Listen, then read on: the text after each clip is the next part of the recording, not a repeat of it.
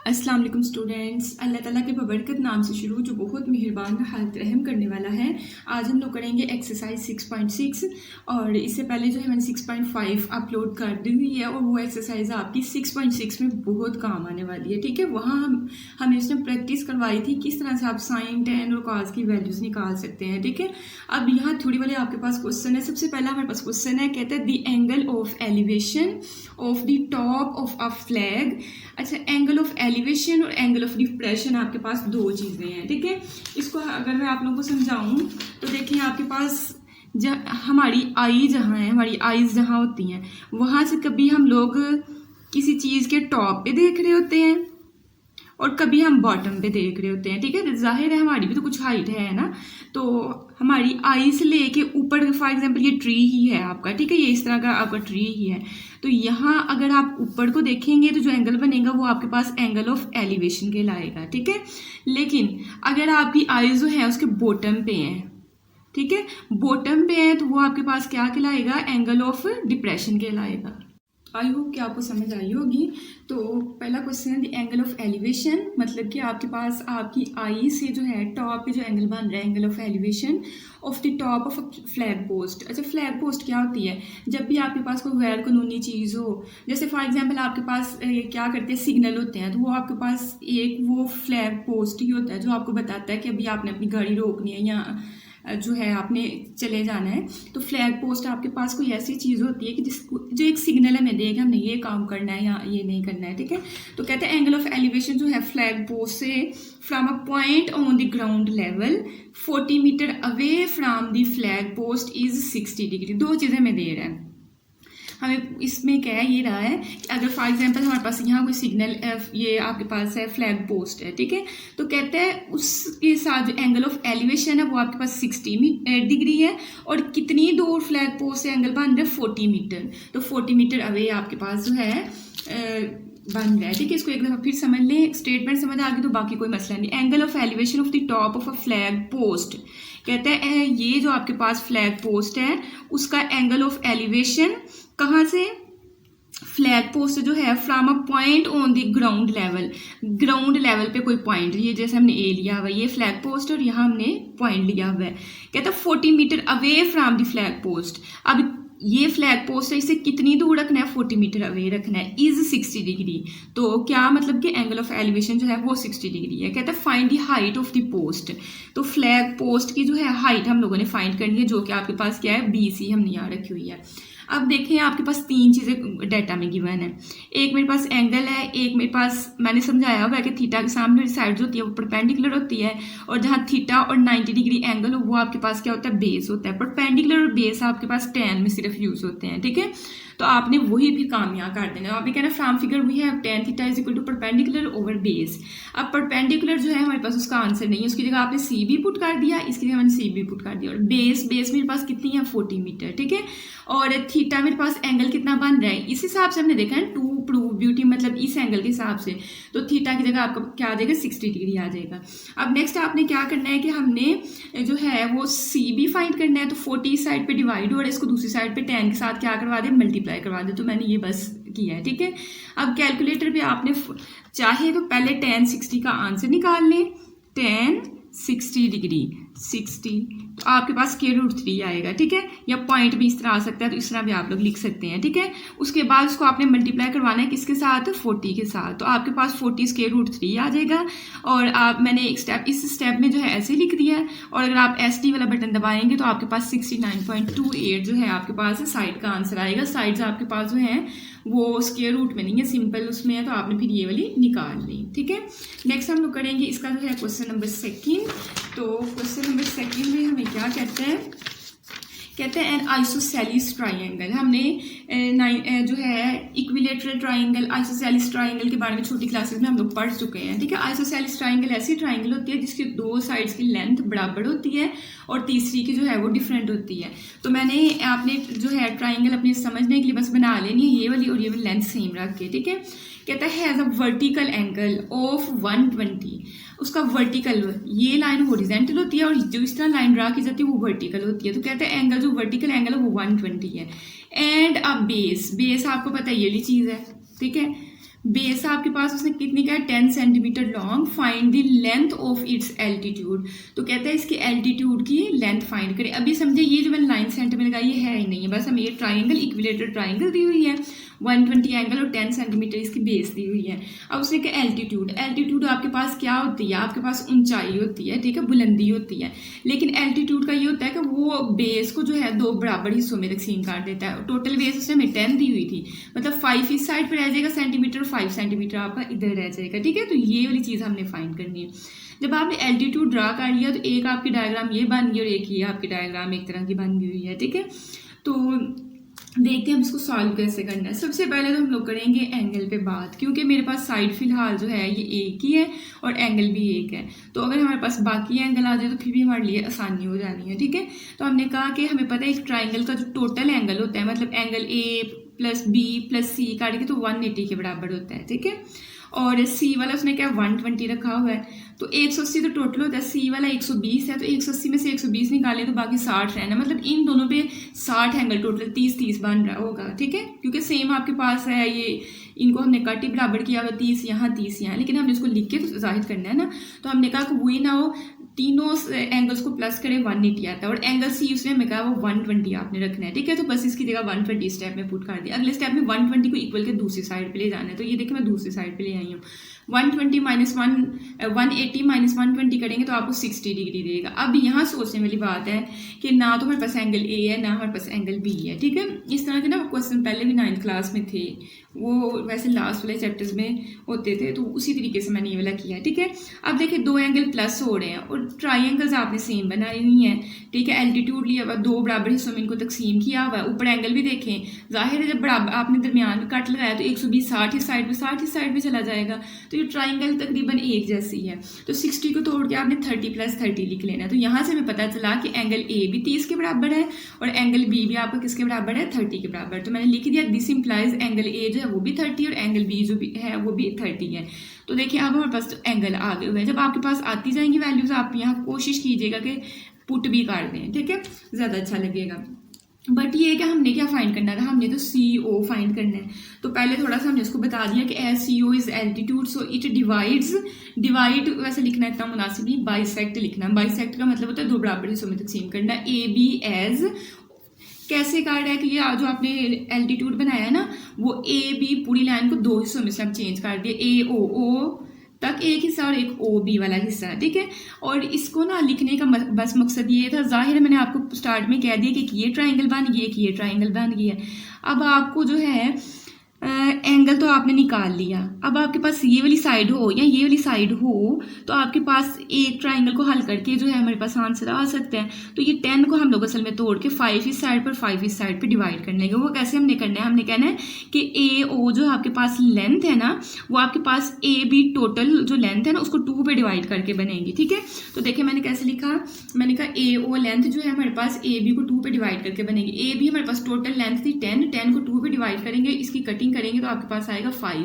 तो आपके पास असल में ये 5 सेंटीमीटर जो है एम ए ओ है, ठीक है। अब देखें आपके पास ये जो है ये भी 5 होगी, ये भी 5 हो गई। अब आप देखें आपके पास बेस भी है, परपेंडिकुलर तो हमने थीटा के सामने वाली साइड परपेंडिकुलर होती है ना, ये 90 का डिग्री एंगल बना रही है। तो आपके पास परपेंडिकुलर आपने फाइंड करना है, बेस आपके पास आ गई है। तो परपेंडिकुलर और बेस सिर्फ tan थीटा में यूज होती है। तो अब हम वो वाला फार्मूला लगा देंगे, हम कहेंगे tan theta two prove duty, मतलब परपेंडिकुलर ओवर बेस, और परपेंडिकुलर में हमारे पास सी ओ लिख देंगे और बेस में हम डिवाइडेड बाय 5 लिख देंगे। ये देखिए मैंने लिखा tan theta perpendicular over base, perpendicular में मैंने सी ओ लिखवा दिया और बेस आपके पास 5, ठीक है। अब सी ओ तो फाइंड करना है, 5 दूसरी साइड पे जाकर मल्टीप्लाई ये हो गया, ठीक है। कैलकुलेटर पे tan 30 लिखे, वो डायरेक्ट पॉइंट में ही आंसर आपको दे देगा, ये 1 ओवर लिखने की ज़रूरत ही नहीं है। tan 30 आपको क्या दे रहे हैं 0.57, तो इसकी जगह जो है ये वाला जो यहाँ जो है ये ऊपर वाला तो आप ऐसे रहने देंगे, यहाँ आप लोग 0.577 लिख सकते हैं, ठीक है। और इस आंसर को जब हम लोग मल्टीप्लाई करेंगे 5 के साथ तो हमें आंसर में क्या देगा 2.886 को भी वैसे आप 7 लिख सकते हो। तो ये हमारे पास 2.886 या 7 जो भी आपने लिखना है, ये आप इधर 6 की जगह 7 लिख लें तो वो राउंड ऑफ हो जाएगा सेंटीमीटर, आपका CO का आंसर आ गया, ठीक है। इजी है, बस जहन में ये रखना है जब क्वेश्चन आपने डायग्राम बना लेनी है, आपने सोचना है सिर्फ एक आपके पास साइड है और टोटल एंगल है, ठीक है। ये ट्राइंगल जो है ये आइसोसेलेस ट्राइंगल है, इसको पहले चेंज करना पड़ेगा राइट एंगल ट्राइंगल में, ठीक है। राइट एंगल ट्राइंगल के हिसाब से हमने सीखा हुआ है कि some people have come black hair to prove beauty वाला काम, ठीक है। तो पहले आपने इसको डिवाइड कर लेना, वैसे भी तो आपने एल्टीट्यूड फाइंड करना था ना, तो इसको डिवाइड करना ही आपको पढ़ना है। नेक्स्ट हमारे पास है क्वेश्चन नंबर 3, कहते हैं a tree is 72 metre high, एक जो है 72 मीटर ऊंचा जो है लंबा जो है आपके पास क्या है, ट्री है। तो समझे कि ये ट्री है, ठीक है, बनाए ना, लेकिन इस तरह लिख रहे हैं उसको पता चल जाए। उसकी हाइट कितनी है, 72 मीटर। कहता है find the angle of elevation. Angle of elevation मतलब कि अगर यहाँ कोई आई है तो वो ट्री के टॉप पे देख रही है, तो एंगल ऑफ एलिवेशन हमने थीटा फाइंड करना है। Of its top from a point अब आपके पास क्या है, 100 metre away on the ground level. ये पॉइंट है हमारे पास, इसको ए का चले नाम दे देते हैं। ये पॉइंट है और ये कितना ट्री से दूर है, ये 100 मीटर, ठीक है। 100 मीटर आपके पास अवे है। इसको बी का नाम दे लेते हैं, इसको सी का नाम दे लेते हैं। मुझे देख के ही बताएं हाँ कि थीटा हमने फाइंड करना है और फिर परपेंडिकुलर और बेस ही है, तो वो मैंने आपको बताया सिर्फ tan to prove beauty, perpendicular over base tan theta में आपके पास आता है। तो आपने कहा from figure we have tan theta perpendicular over base. Perpendicular की हमें 72 वैल्यू दी हुई है और बेस की 100 दी हुई है, तो 72 ओवर 100 आपके पास बन जाएगा। थीटा को आप इस साइड पे रहने दें, tan को उठा के जब दूसरी साइड पे लेके आएंगे tan इनवर्स हो जाएगा। और 72 को जब हम लोग डिवाइड करेंगे किसके साथ, 100 के साथ, 72 डिवाइडेड बाय 100, तो ये हमें वैल्यू देगा 0.72, ठीक है। तो आपने अंदर 0.72 लिख दिया। अब tan इनवर्स लेना है, तो पहले शिफ्ट और tan जब आप दबा लेंगे तो देख लीजिएगा -1 ऊपर बन रहा है, तो फिर आपके बटन जो है वो आपने प्रेस किए हैं, नहीं तो अक्सर होता है शिफ्ट वो tan ही लिखा जाता है, इसका मतलब शिफ्ट वाला बटन ही आपका प्रेस हुआ, ठीक है। और आंसर आपने बस क्लिक कर देना, तो 35.75 आपके पास जो है एंगल ऑफ एलिवेशन बनेगा, ठीक है। तो ईजी था आपका ये वाला काम भी। नेक्स्ट हमारे पास है क्वेश्चन नंबर 4, कहता है अ लैडर, एक सीढ़ी, make an angle of 60 degree, जो कि 60 डिग्री का एंगल बना रही है विद द ग्राउंड के साथ। समझे कि ये आपके पास जो है ये आपके पास एक लैडर है, यानी कि सीढ़ी है, और वो जो है ग्राउंड के साथ जो है एंगल बना रही है, वो 60 डिग्री बना रही है, ठीक है। And reaches a height of 10 metre along the wall. कहता है वॉल की तरफ जो है वो कितनी हाइट तक गई है, 10 मीटर हाइट तक गई है, ठीक है। तो ये असल में वॉल की हाइट बता रहा है कि वॉल आपके पास 20 मीटर की है फॉर एग्जाम्पल, तो 10 मीटर तक ये जो है लैडर आपकी लगी है। तो कहता है find the length of the ladder, आपने लैडर की लेंथ बतानी है। तो अगर मैं देखूँ मेरे पास थीटा है, मेरे पास परपेंडिकुलर और मेरे पास हाइपोटेनियस है, तो परपेंडिकुलर और हाइपोटेनियस सिर्फ साइन के फार्मूले में होता है, तो फिर हम लोग वही यूज करेंगे, ठीक है। गिवन में आप ये लिख सकते हो कि फ्रॉम फिगर वी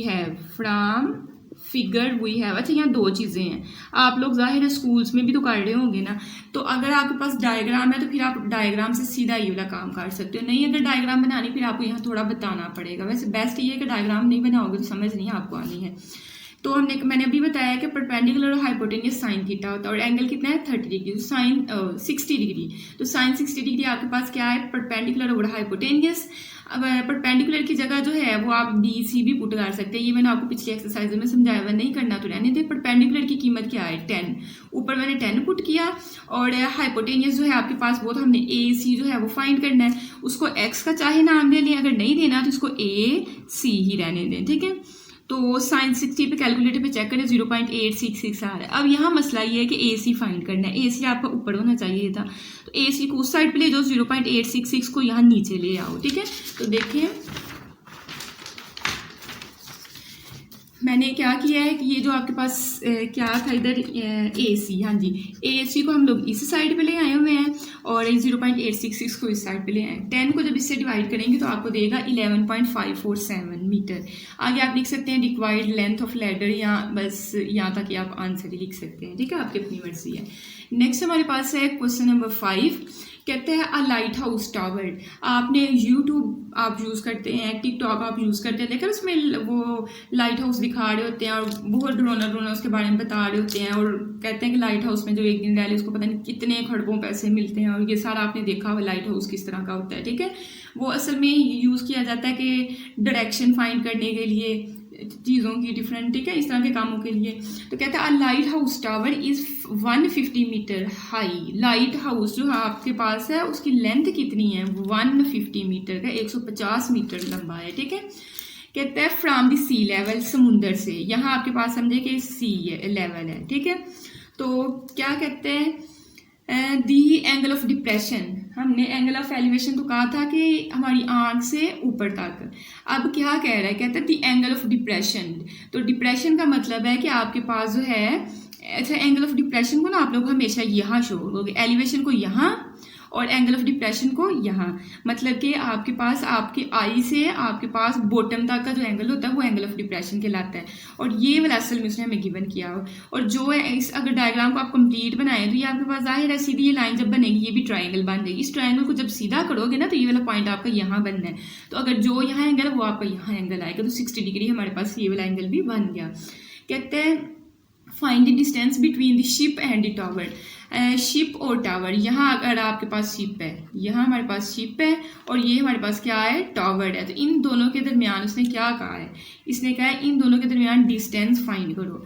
तो देखिए मेरे पास परपेंडिकुलर है, मुझे बेस फाइंड करनी है। तो परपेंडिकुलर ओवर बेस तो tan थीटा में यूज होता है। तो मैंने कहा we now from diagram tan theta is equal to perpendicular over base.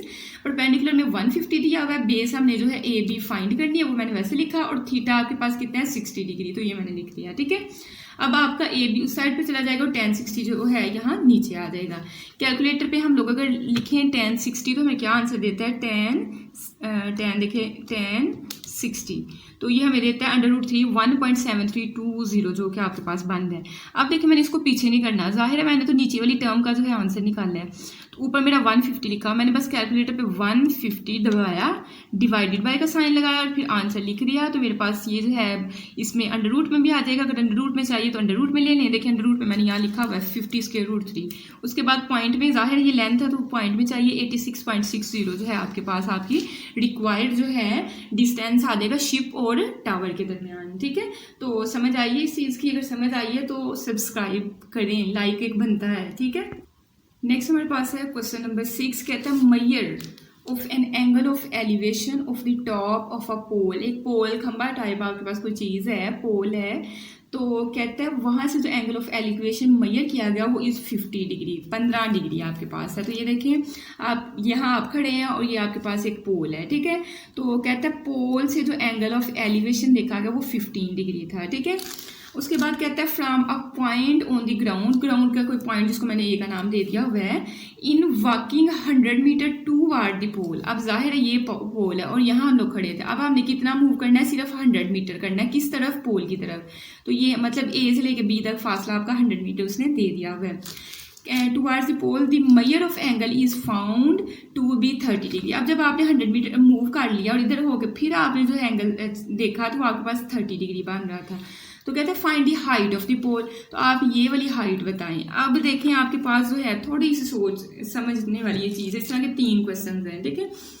आपको उसने यहाँ एंगल दे दिया और यहाँ आपके पास एक उसने साइड दे दी हुई, यहाँ बस एंगल दिया हुआ है। तो इसका मतलब है ये, इसको तो नहीं हम लोग पहले हल करेंगे, पहले इसको हल करते हैं। देखें आपके पास ना, आप समझे कि ये आपके पास पहली जो है ट्राइंगल है। अब जाहिर है एक एंगल भी दिया हुआ, बेस भी आपके पास उसके लिए गिवन की हुई है। मैं ये वाली कंप्लीट आपको कह रही हूँ ना, ये वाली कंप्लीट एंगल हमें दिया हुआ है, ये चीज़ हमने फाइंड करनी है। और ये वाली साइड दी हुई है, ये साइड नहीं दी हुई, तो इसको लेट कर लेते हैं पहले, ठीक है। इसको कुछ भी लेट कर लेते हैं। फर्स्ट वी कंसीडर कि ट्राइंगल कौन सी, DAC, डी और ए को मैंने सेंटर में रखा है, जिसपे एंगल बने वो चीज़ सेंटर में होती है, DAC एंड लेट कि ये जो BC जो हमें गिवन ही ना किया हुआ कि ये हमारे पास x के बराबर है, और CD जो हमने फाइंड करना है ना, इसको मैंने y के बराबर रख लिया, थोड़ी आसानी हो जाएगी। आप ना भी रखें तो आप फिर BC ही पुट कर लीजिएगा और CD ही, उसमें भी हो सकता है, कोई मसला नहीं है आपके पास। अच्छा देखिए मैंने ये पूरी ट्राइंगल इसलिए यूज़ कर रही हूँ कि चले मैंने इन दोनों को नाम दे लिया 100 प्लस x अब कुछ भी हो सकता है, इनको प्लस करेंगे तो ये आपके पास ये भी लेंथ बन गई, ठीक है। एंगल भी दिया हुआ है और परपेंडिकुलर भी है, थीटा परपेंडिकुलर बेस हो तो tan थीटा वाला लगा के आपके पास जो है एक चीज़ आपके पास आ जाएगी, ठीक है। तो हमने क्या कहा, हमने कहा tan किस एंगल के लिहाज से, मैं 15 के लिहाज से बोल रही हूँ या 30 के लिहाज से, 15 के लिहाज से आपको बोल रही हूँ। तो tan 15 degree is equal to perpendicular में ऊपर y आएगा और बेस में आपके पास 100 प्लस x करेंगे तो फिर कंप्लीट बेस बननी है। तो मैंने परपेंडिकुलर हाइपोटेनियस लिखा, परपेंडिकुलर में y लिया है, हाइपोटेनियस मैंने अभी बताया कि x प्लस 100 करोगे तो फिर आपके पास ये बनना है, ठीक है। अब आपने x प्लस 100 इस साइड पे डिवाइड हो रहा है, इसको दूसरी साइड पे मल्टीप्लाई करवा देना है, तो ये आपके पास चीज़ आ जाएगी, ठीक है। अब देखिए अगर मैं इसको हल भी करती हूँ तो y और x दो वेरिएबल्स है, तो हल करने का तो कोई फायदा नहीं, तो इसको हम लोग बोल देते हैं कि ये हमारे पास है हमारी इक्वेशन नंबर 1, ठीक है। नेक्स्ट हमने अब कंसीडर करना है, ये हमने जी पहले ट्राइंगल को हल किया लेकिन फायदा कुछ नहीं हुआ, x और y दो वेरिएबल्स आ रहे हैं, तो अब दूसरी ट्राइंगल को भी साथ ही हल करते हैं। हमने कहा नाउ कंसीडर किया एन अदर ट्राइंगल। अब एन अदर ट्राइंगल कौन सी है, डी, एंगल बी को सेंटर में रखना पड़ना है, DBC, ठीक है। तो हमने कहा कंसीडर करते हैं कि ये वाली ट्राइंगल DBC। अब पिछले के लिए tan लिया, इसके लिए भी हम लोगों ने tan ही लेना। और दूसरी बात देखिए ना, हमारे पास परपेंडिकुलर और बेस ही है, तो tan 30 y ओवर x के बराबर आ जाएगा। तो देखिए मैंने लिखा कि tan 30 हमारे पास y ओवर x के बराबर है, ठीक है। अब आपके पास जो है x इस साइड पे क्या हो रहा है, डिवाइड, इसको जब दूसरी साइड पे आप लेके जाओगे तो tan 30 के साथ x क्या हो जाएगा, मल्टीप्लाई हो जाएगा, तो ये आपके पास y की कीमत आ गई। ये भी y x वाले वेरिएबल में ही आ रही है, बट एक चीज़ नोट करें, इसको तो हमने इक्वेशन नंबर 2 का नाम दिया है। इस साइड पे भी y, इस साइड पे भी y, मतलब कि आपकी लेफ्ट साइड बराबर है, तो इसका मतलब ये राइट साइड भी तो बराबर होंगी, फिर ये वाली साइड इस साइड के बराबर आ जाएगी। तो मैंने लिखा फ्रॉम इक्वेशन 1 एंड इक्वेशन 2 आपके पास ये वाली साइड जो है मैंने ये सारी लिख के इक्वल का साइन लगा के तो ये वाली साइड लिख दी है, ठीक है। नेक्स्ट स्टेप में आपने ये भी उठा के दूसरी साइड पे लेके जानी है। एक तो आप ये करें, ये ब्रैकेट को खत्म करें, x को tan 50 से मल्टीप्लाई करेंगे, ये चीज़ बन जाएगी, फिर 100 को इसके साथ मल्टीप्लाई करेंगे, ये चीज़ बन जाएगी, और ये वाली साइड उठा के इस साइड पे लेके, इसको उठा के लाने का मतलब क्या फ़ायदा होगा, देखिए x यहाँ भी है यहाँ भी है, तो फिर हम इन दो रकमों में से कॉमन ले लेंगे। तो मैंने x को बाहर निकाला, यहाँ tan 15 डिग्री बच गया माइनस tan 30 डिग्री बच गया, ये मैंने अंदर लिख लिया, और ये प्लस का 100 tan 15 डिग्री आप इक्वल के दूसरी साइड पे ले जाएं, ठीक है। x वाली एक साइड पर रख लें और ये इसको दूसरी साइड पे ले लें, जाहिर इस साइड पे प्लस का तो दूसरी साइड पे माइनस का साइन आपके पास आएगा, ठीक है। नेक्स्ट आपने कैलकुलेटर पे जो है लिखना है tan 15 डिग्री। मैं ये थोड़ा साइड पे करती हूँ ताकि आपको दोनों चीज़ें नजर आएँ। tan 15 तो ये आपको दे रहा है 0.2679, तो मैंने भी यही लिखा हुआ है, ठीक है। उसके बाद आपका दूसरा है tan 30, तो ये आपको देगा 0.5773, ठीक है। मैंने राउंड ऑफ करके इसको 4 लिखा हुआ 4 डिजिट्स तक। इन दो वैल्यूज़ को आपने फिर क्या करना है, माइनस करवाना है, और tan 15 डिग्री यहाँ भी ले लेना, ये -100 वैसे रहने देना है, tan 15 डिग्री अभी हमने लिया था 0.2679, वही पकड़ के देख के यहाँ लिख लेना है। अब आपने अगले स्टेप में x को ऐसे रहने देना, इनको माइनस करें, जो आंसर आता है वो आगे लिखें, और माइनस ये ऐसे ही 100 को इसके साथ मल्टीप्लाई करवा दें। तो जब हम लोग करवाएंगे मल्टीप्लाई इसको, तो हमारे पास कुछ इस तरह की फॉर्म बनेंगे, ठीक है। उनको माइनस करवा के माइनस में आंसर आना है, और इसके साथ तो पहले माइनस का साइन था। अब ये रकम उठा के इस साइड पे मल्टीप्लाई और इधर आके अपने डिवाइड कर देनी है, फिर माइनस माइनस से कट गया या माइनस माइनस आपके पास प्लस हो गया। इन दोनों को कैलकुलेटर पे डिवाइड करें आप, देखिए किसको डिवाइड करना है, 26.79, इसको डिवाइड करना है 0.3095 के साथ, ठीक है। तो आपके पास आएगा 86.56, तो ये आपके पास x आ गया। अब देखते हैं कि हमने x फाइंड करना था कि y फाइंड करना था। क्या हमने सपोज किया हुआ है, उससे हमें कहा था फाइंड द हाइट ऑफ पोल। आपने हाइट ऑफ पोल फाइंड करनी है, x नहीं फाइंड करना है, x की हमें ज़रूरत है इसलिए हमारे पास वो आ गया हुआ है। असल में हमने y फाइंड करना है, तो हमारे पास x का जो आंसर आया है, आपने जो इक्वेशन नंबर 1 और इक्वेशन 2 बनाई, किसी एक में x की कीमत पुट कर दें, और अगर 2 में पुट कर लेंगे ज़्यादा आसानी हो जाएगी। x की जगह जो उसका आंसर है वो पुट करते हैं, ठीक है। तो मैंने इधर लिखा पुट इन इक्वेशन 2। इक्वेशन 2 में आपने पुट किया y ऐसे ही, x की जगह वो वैल्यू पुट कर दी जहाँ मैंने बताया, और tan 30 आपका ऐसे ही tan 30 कैलकुलेटर पे लिखे, ये आपको आंसर देगा 0.5773। इसको इस वैल्यू से मल्टीप्लाई करें तो 49.97 आपके पास जो है रिक्वायर्ड, आपके पास क्या है, हाइट ऑफ पोल, ठीक है। नेक्स्ट हम लोग करेंगे क्वेश्चन नंबर जो है हमारा 7 वाला। क्वेश्चन नंबर 7 में क्या कहता है, find the measure of an angle of elevation of the sun. कहता है कि यहाँ आपके पास सन है और आपने एंगल ऑफ एलिवेशन मतलब कि थीटा जो है वो फाइंड करना है। कहता है इफ अ टावर, ये और अगर आप आपके पास टावर है और कितना वो लंबा है, 300 मीटर हाई, 300 मीटर हाई आपके पास टावर है, कास्ट बना रहा है अ शैडो साया 450 मीटर लॉन्ग। जाहिर है अगर ये है तो इसका ये साया आपके पास बन रहा है और कितना 450 मीटर का बन रहा है, हमने थीटा बताना है। परपेंडिकुलर और बेस के लिए हमेशा जो है tan थीटा यूज़ किया जाता है। tan थीटा परपेंडिकुलर और बेस, परपेंडिकुलर 300 और बेस 450 दिया हुआ है।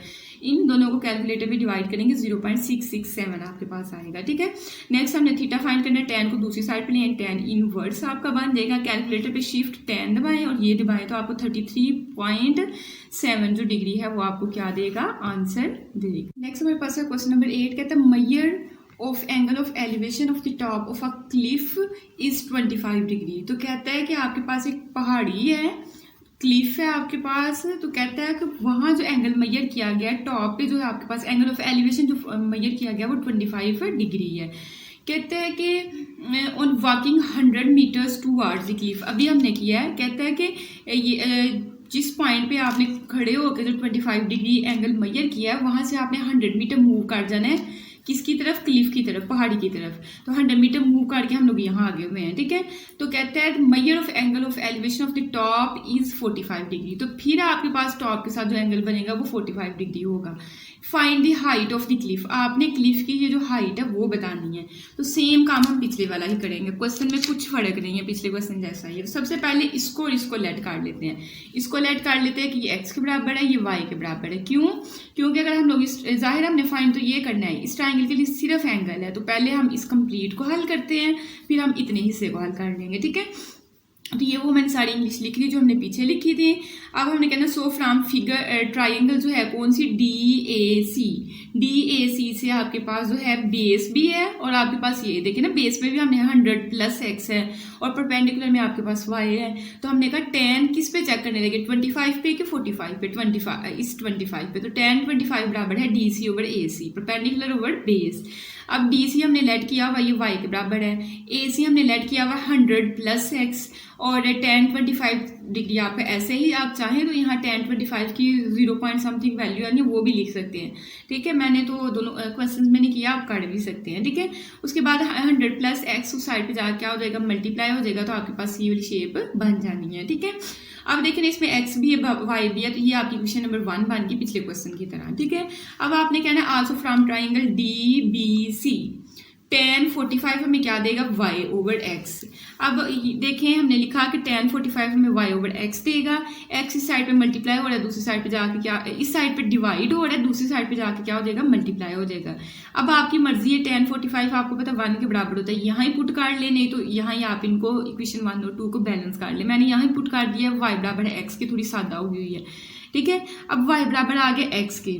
दो काम आप लोग कर सकते हो, यहाँ तो देखो इनकी लेफ्ट साइड आपके पास बराबर है तो राइट को बराबर लिख लो, एक काम ये आपका हो गया। दूसरा काम ये है कि y बराबर है x के और हमने फाइंड y करना है, तो आप जहाँ x लिखा हुआ है ना वहाँ y पुट कर दो, जहाँ आपके पास यहाँ x लिखा हुआ है ना ये यहाँ लिखा है, यहाँ बस y पुट कर, दोनों काम कर सकते हो।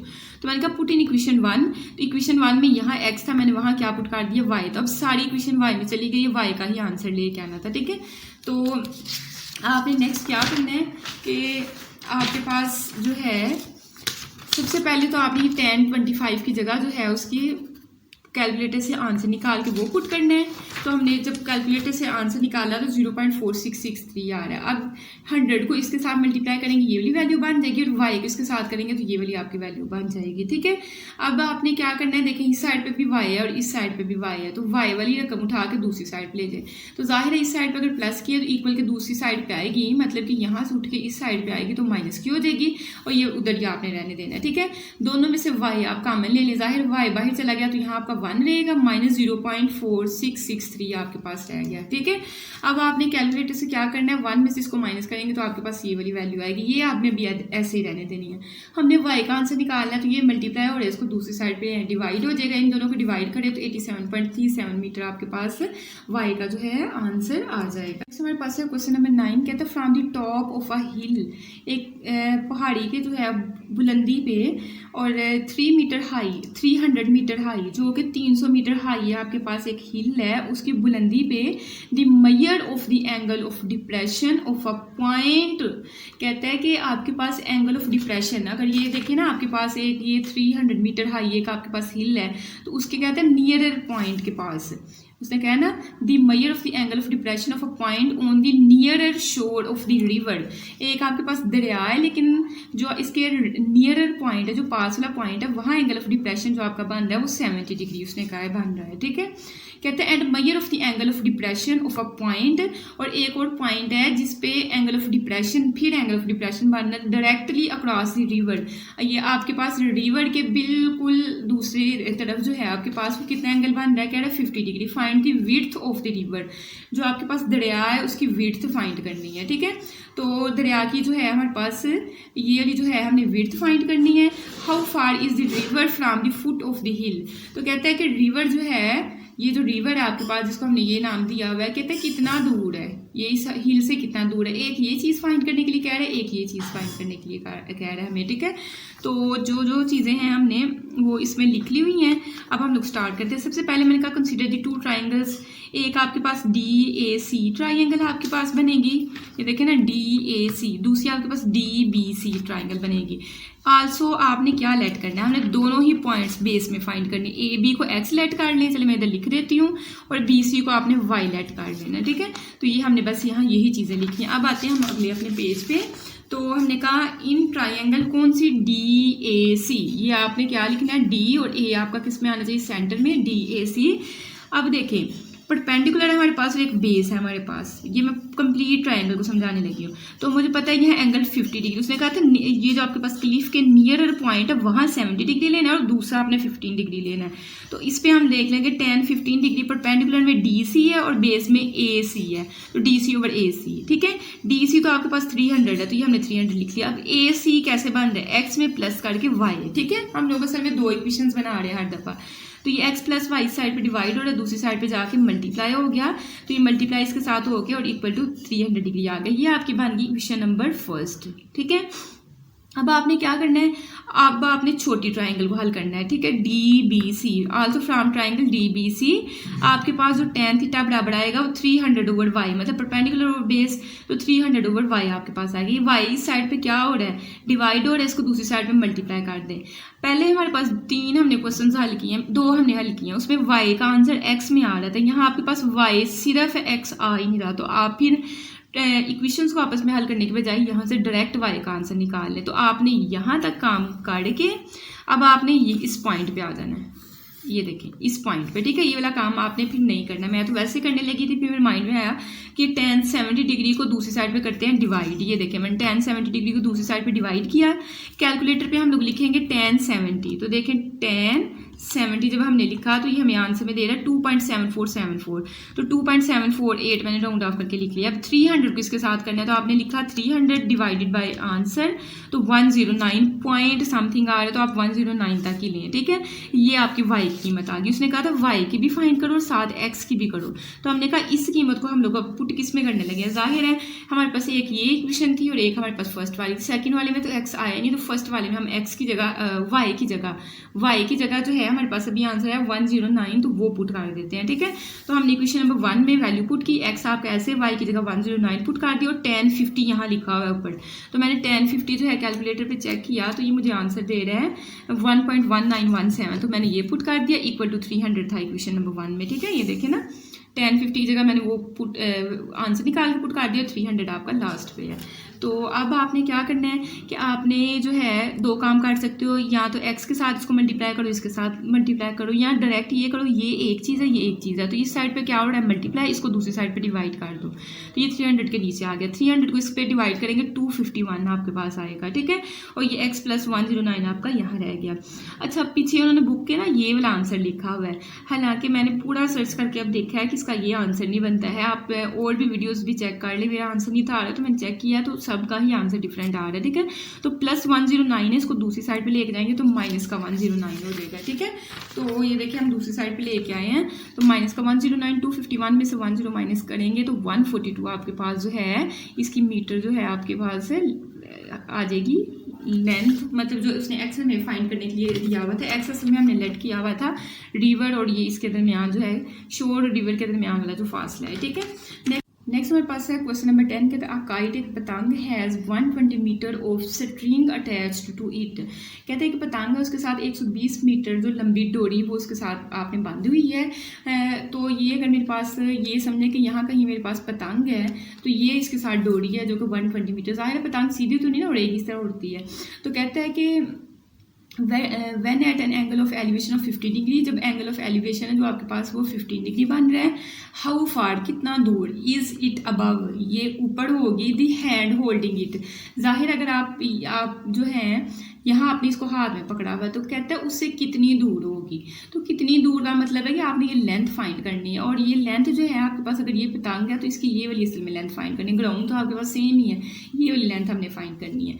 अब मुझे पता है कि मेरे पास परपेंडिकुलर और हाइपोटेनियस तो इस साइन वाले फार्मूले में यूज़ होता है। तो मैंने कहा फ्रॉम फिगर साइन किस एंगल पे हम लोग चेक करने लगे 50 पे, वो परपेंडिकुलर और हाइपोटेनियस होता है। परपेंडिकुलर में BC और हाइपोटेनियस में पास AC है, ठीक है। अब वैल्यूज पुट करें, BC x के बराबर है, साइन 50 कैलकुलेटर पे लें 0.766 आता है, और AC हमारे पास 120 है। 120 साइड पे डिवाइड हो रहा है, दूसरी साइड पे मल्टीप्लाई करवा देंगे। कैलकुलेटर पे जब इनको मल्टीप्लाई करवाएंगे 91.92 मीटर आपके पास जो है इसका आंसर आएगा, ठीक है।